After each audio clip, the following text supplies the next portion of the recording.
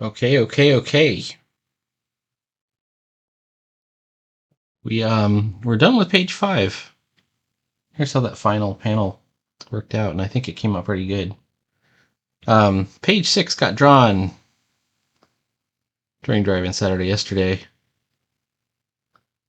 and it has the ship kind of closing in on the planet, and then we have some interaction between Luminar and the computer, and then finally we have the landing as it's entering the planetary gravity field. So, as always, we're going to start with just some panel borders.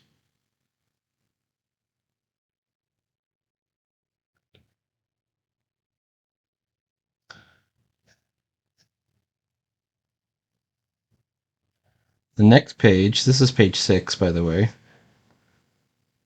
I have an idea for already. I want to do a full page scene, maybe an isometric, or I mean, it doesn't have to be a big perspective scene. It's just a scene of the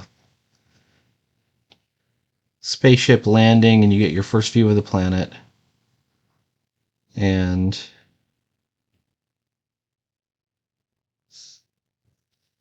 you might see even like steam coming off the ship or something like that. I have the idea down. I haven't drawn it yet, though.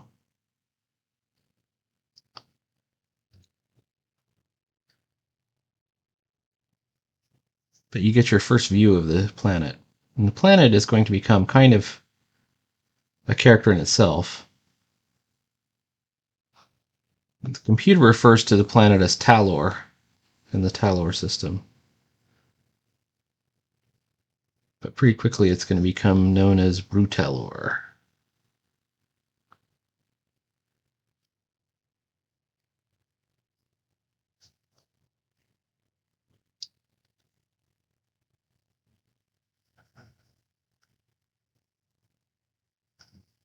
There's some you see how this block is overlapping the panel border. This is going to be an overlaying narration box.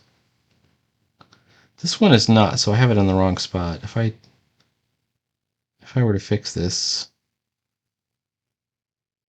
Talor, are you sure? Maybe right there. And that one's right there, and this one's too high. So maybe like right there.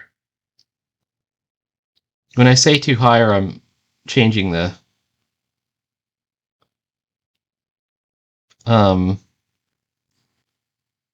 positioning of the word block, what I'm talking about is using these panel borders as supports for the speech balloon,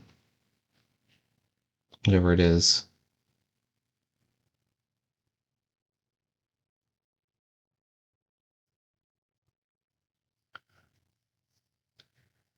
And for a future stay,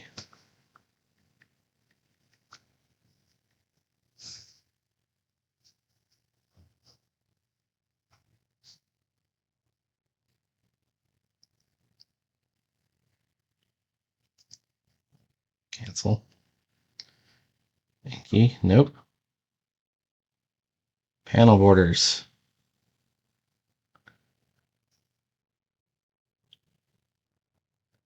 So today's hustle, just to get this started, and I think this one page has 1, 2, 3, 4, 5, 6. That's slightly above average for my number of panels per page. My average panels per page is 5 to 3. So 6 is kind of outside my normal range, and it's fine.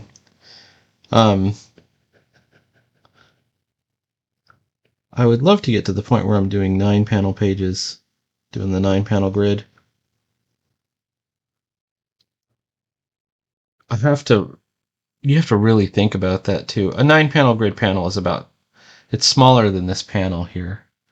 So I'd have to really reduce the size of my font as well, or find a font that looks good at a smaller size as part of it.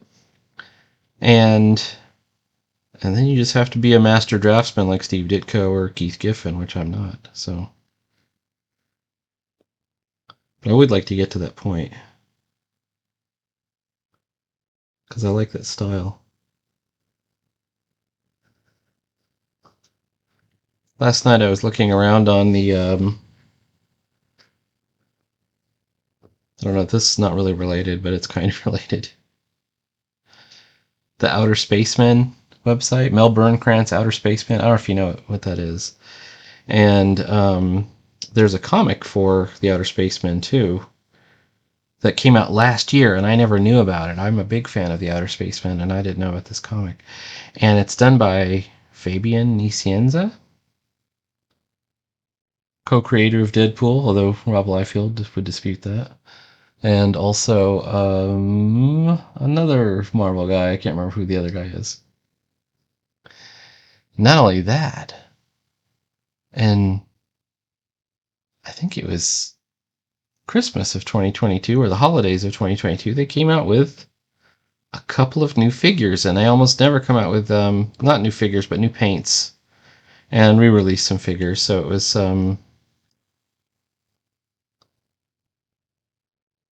I think it's I'll have to look up which ones, but I got two of them because they weren't too expensive. They were okay, and I avoided getting a Colossus Rex, although I kind of want one. I don't have a Colossus Rex yet of the Outer Spaceman.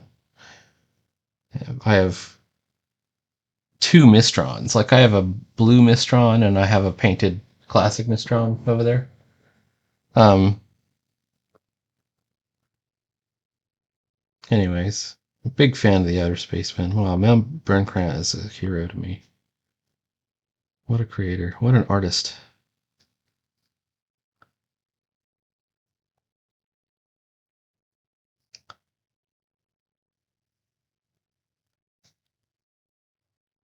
All right, I think that's it for the panels.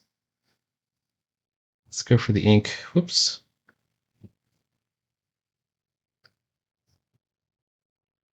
Got to change over to my rusty nib. There it is. All right, working from the foreground to the background.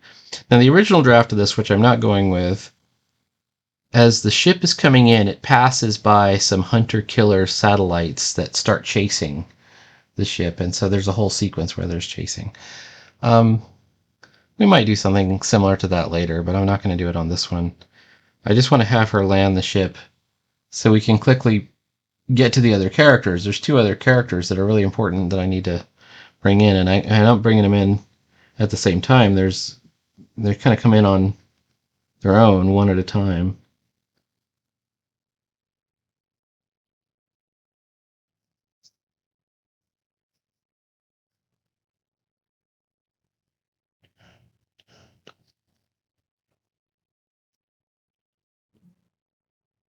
This is our escape pod ship. Another early version, whoops, of this had them flying through an asteroid field to escape pursuers from the Hive. Would have been Ravos's forces in the Hive. Now, I do think we still need to bring in Ravos's forces because we've introduced her as a character, so we need to use her. So one of the things she's going to do is quickly figure out where she is and dispatch an assassin of some kind.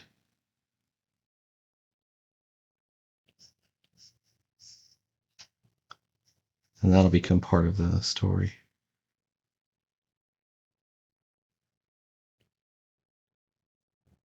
All right, now I have to figure out, or I have to make sure, this is a profile shot of the ship. Drawing guide. No, not drawing guide. Reference. There's the ship. And this is a side view of the ship. So comparing what we got, that's this engine back here. And I think I've kind of missed the mark here. There is kind of a this weird shape right here. Like that. Okay.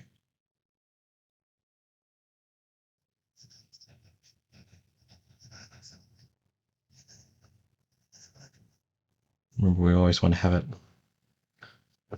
kind of in a zigzagging pattern.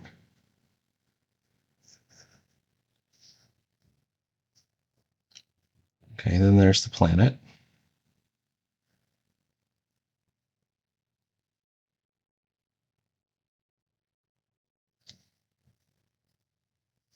Try it again.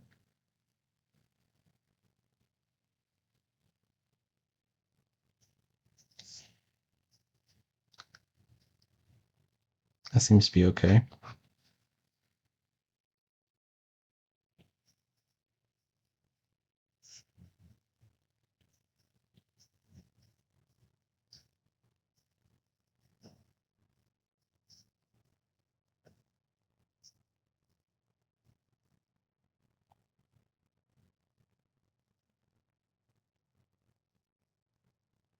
I don't know what, I mean, an Earth-like planet looks like from space. I know what the Earth looks like from space, but there is kind of that hazy glow of atmosphere that's around it. But in comic book reality, we can do it any which way.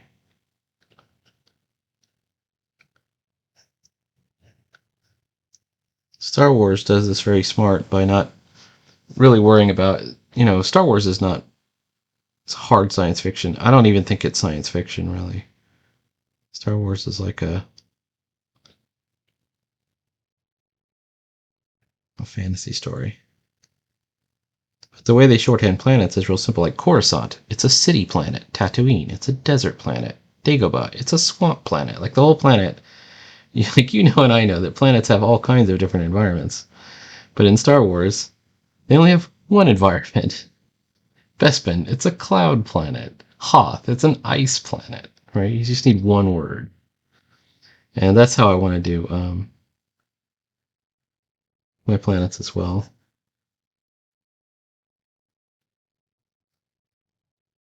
Is this a candidate for an open panel?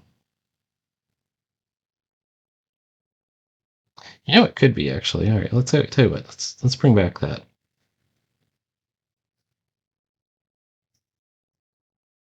I mean, I'm already tempting open panel because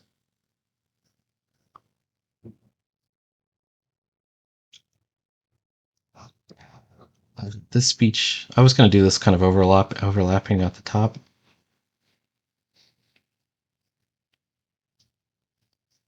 But tell you what, let's pop off the border on panel one. Oh, my teacher Giovanni would be so proud of me.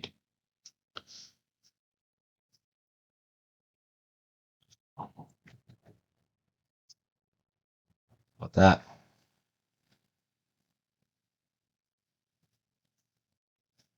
I think that would be fine. Now, I know that the planet is in the cutoff zone, but that's fine. Because there's nothing important that we're going to see. I was already going to cut it off.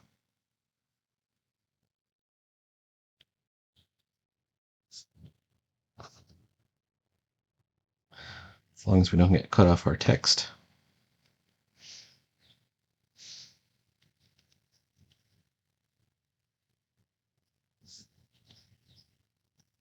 Or any important details. Okay. Pop the pencil off. Okay. Now to give it that space look. There is kind of an issue, and that is if I do it this way, it kind of implies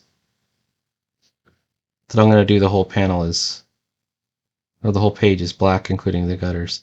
What I might do, actually, let's do this. This is an experiment. We're in experimental mode here.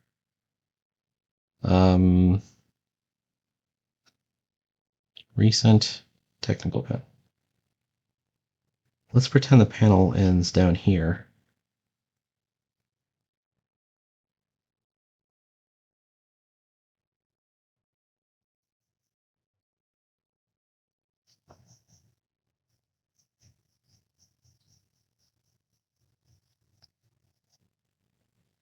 So we'll do the top half of the page, like space, as if there's kind of a back panel,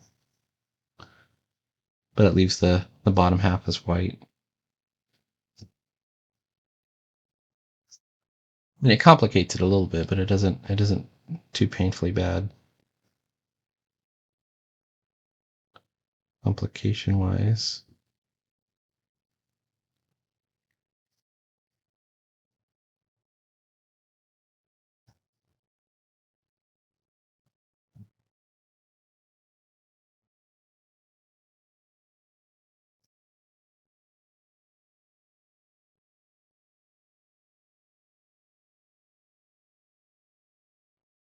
These were originally going to be clouds. I was going to have the ship already in the atmosphere. I mean, if you take the planet out, you could just put clouds and say, okay, it's closing in on a landing zone. But I really wanted this scene of, her getting affected by the gravities as she's coming into the atmosphere. I think that would have been cool.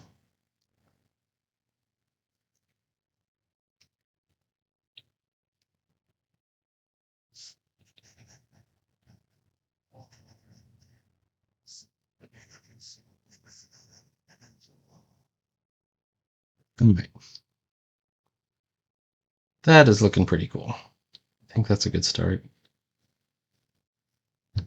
Now, painting this all black, that's going to be no fun, but I got to do it. So let's start down here.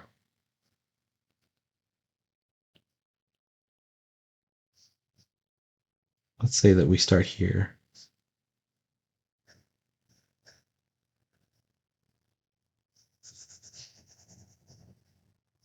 Right into the bleed. Boom.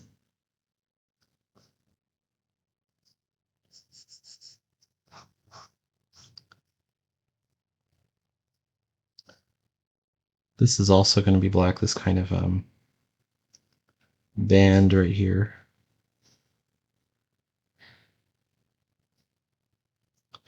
It's like space doesn't have to be just flat black. You can put clouds in space. You can put, you can show things in the distance. Most people just put stars in, but you could also put planets.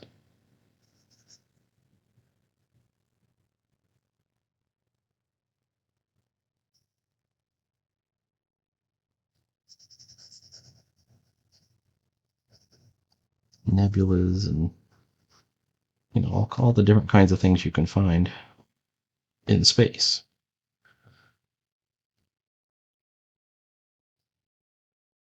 Okay. This means we also have to halo out our spaceship.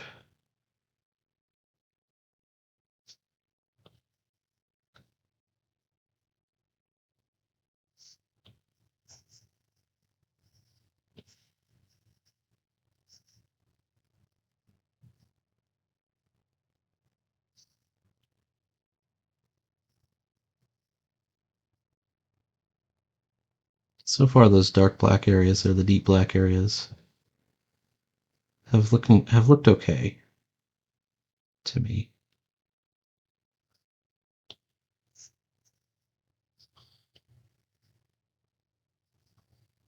What if I just like that?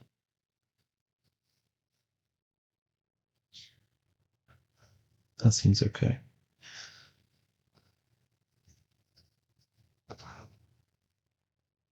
Same deal here.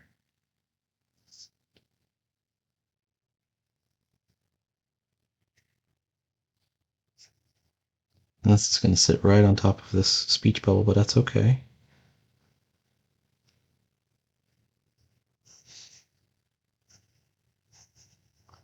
We have a way to handle that.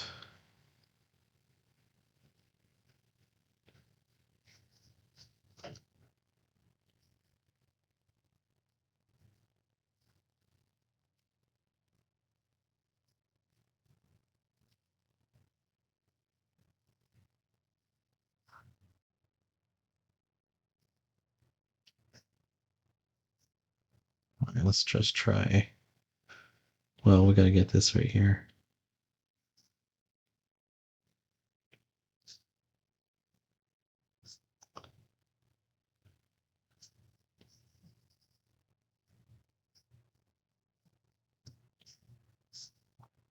I like that it shows a little bit of the grit in there.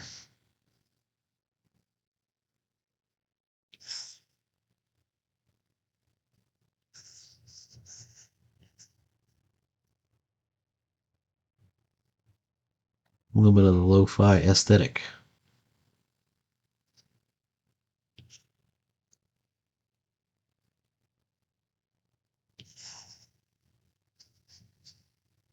Right? How about this area?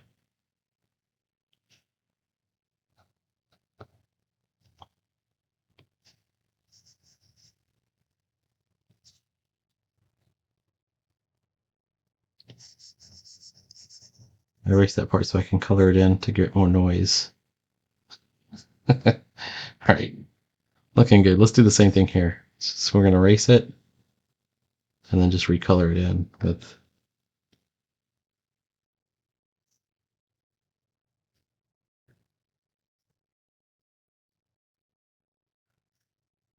the noise feels like space.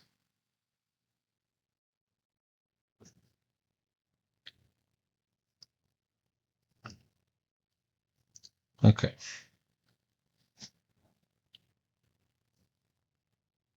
Same deal here. We're in our haloed area.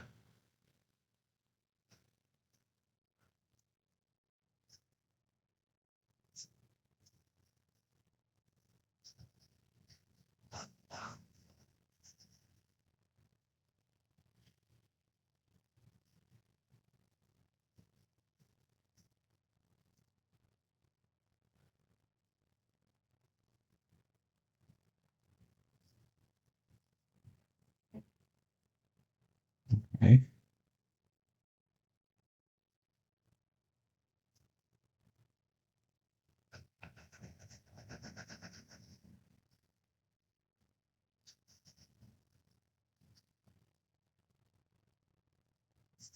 I think it all comes down to what are you willing to put the work in, you know, to get at the end.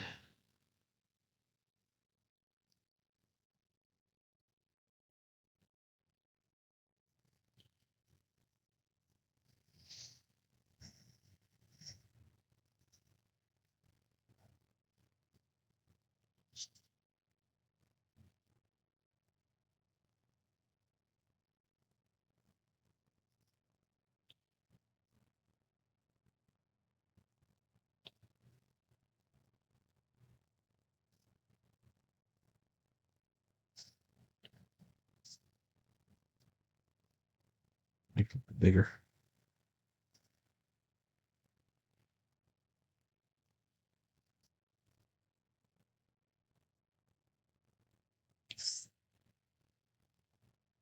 And then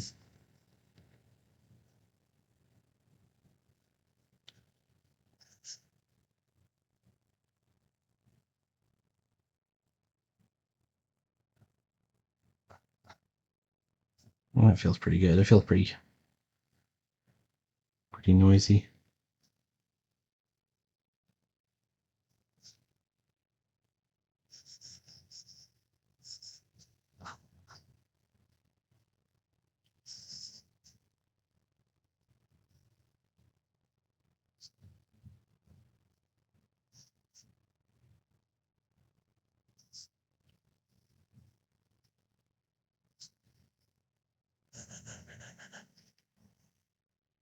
Okay. Same deal here.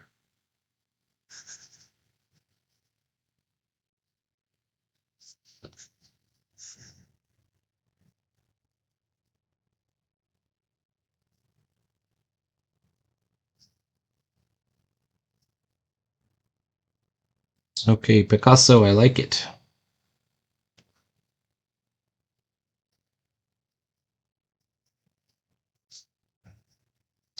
Has anyone ever seen the video for that's from? The Okay, Picasso, I like it quote. Like Coolene does the bit. I think it's Coolene. Okay, Picasso, I like it. There's just this guy walking along, and he sees some kids with like a giant, I don't know what it is, a mannequin or something, and he's like, "What is this?" And they go, "It's art." And they go, "Okay, Picasso, I like it." All right. Now, obviously, we got to account for our speech balloons.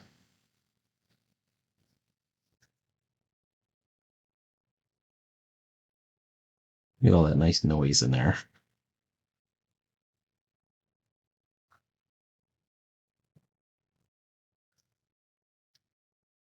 We could do the same thing over here on the white, but in reverse. Like, what if we changed it to white? I don't know if it would work because it would just leave holes, right? We would need the background color to be black for that to work. So that not exactly a good um, strategy. Well, let's do this while we're waiting, while we're thinking of things. Let's go ahead and fix that bubble, just so we have it done. I'm gonna take the ink. We drop the. We're going into the bubbles, which we got. Technical pen. I don't like. So this is a bad stack right here. Well, it's not a bad. It's not the worst stack, but it's not a great stack. Hours later, because we got that one word hanging off the bottom there. That's a better stack right there.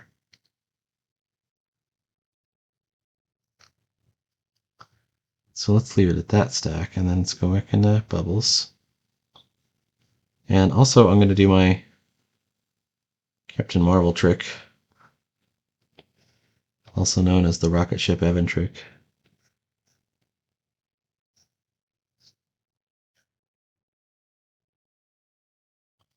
All right, now a couple of things about this box. It's a functional box, but it's too close. We didn't put enough air in the balloon. So we can stretch it out a little bit using distort. Oh, but I gotta get a better grab on it. Let's get a better grab on it, bro. All right.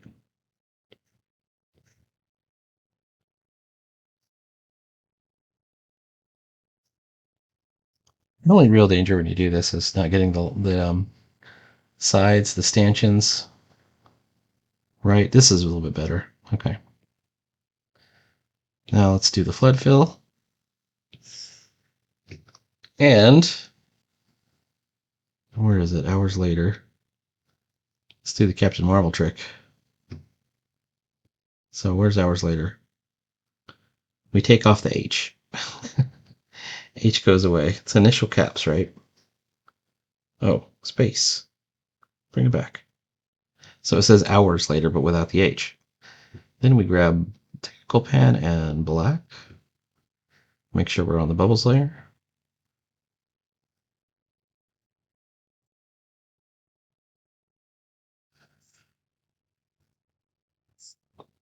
And we're going to do an initial caps. Oh, but we can't just do it with a eraser tool.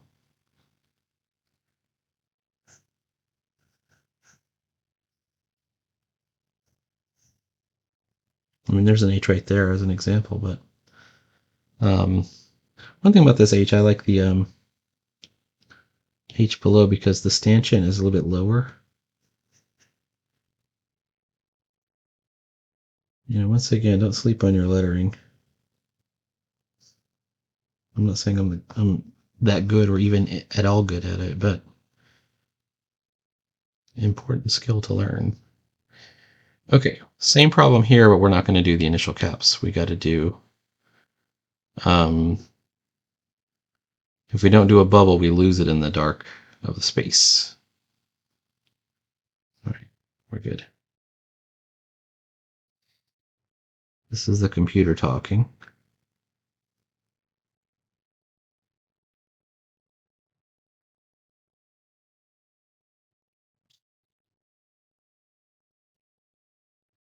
There it is.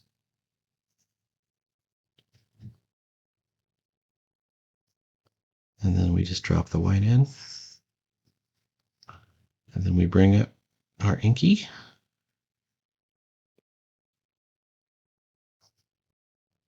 And there we go. It only took us that long to do one panel. Okay. And I haven't even done stars yet. The noise is going to act like a little bit of stars. Let's get back to inky. But, oh, too big.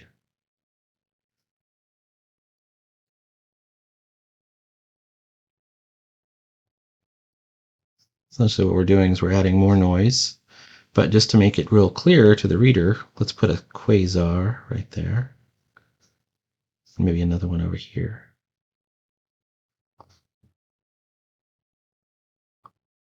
And he understands, he or she will automatically understand that this is a space scene.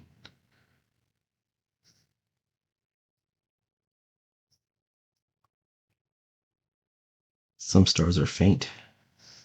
Some are bright. Some are big. Some are small. Distant or close.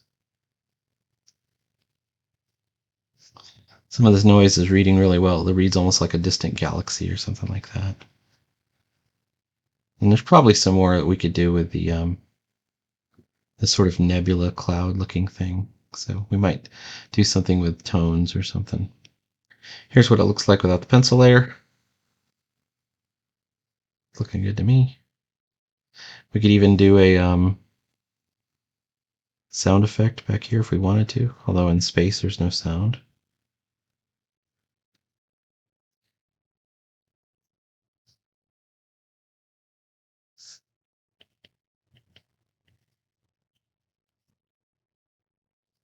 We could even do like, it's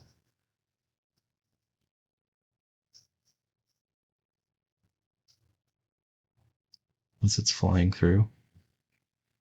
All right, I'll have to think about tones. There's probably some tones we could do about the planet.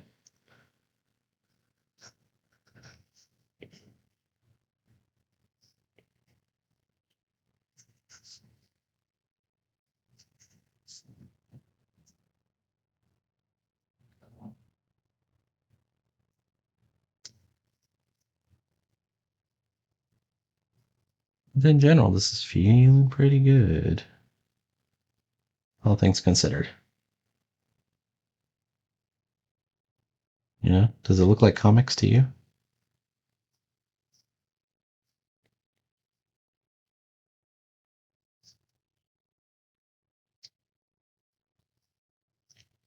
That's looking like comics to me. All right. Please like, follow, and subscribe, and stay tuned. There'll be more comics every day. Every day. Every day we're doing comics. And there'll be more stuff later. All right. Talk to you later.